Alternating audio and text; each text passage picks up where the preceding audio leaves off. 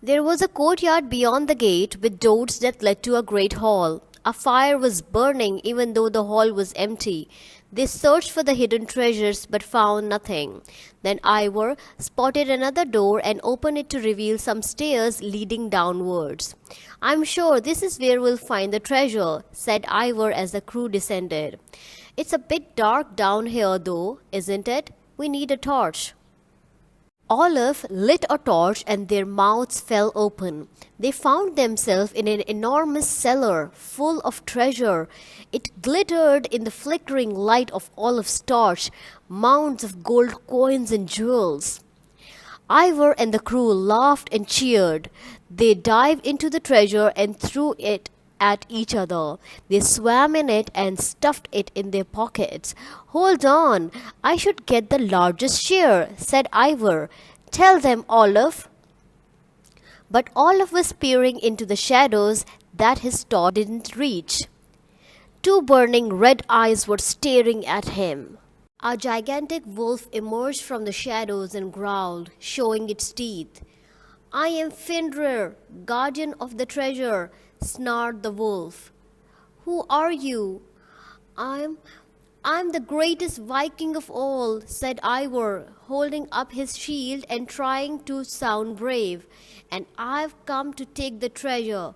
So there. I don't think so, growled Fenrir. Then he roared, showing his razor-sharp teeth, and Ivor screamed. Fenrir chased the crew round and round the cellar, snapping at their heels. Olaf gulped, but he knew what he had to do. The beast was just a big dog, really, and dogs always liked Olaf. Olaf whistled and Fenrir stopped in his tracks. Hey boy, said Olaf, you must get pretty lonely and bored down here. Want to play?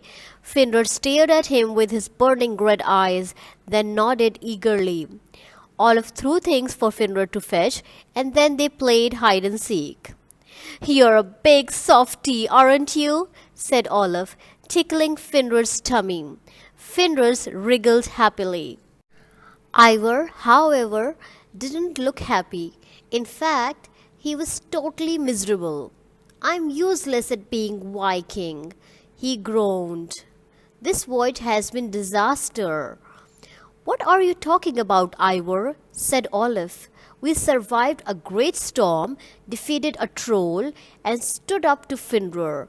We are heroes, especially you.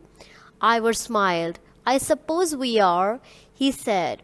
What shall we do now?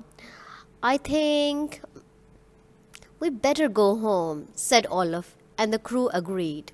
Fenrir was sad to see Olaf go and insisted on giving him a little something.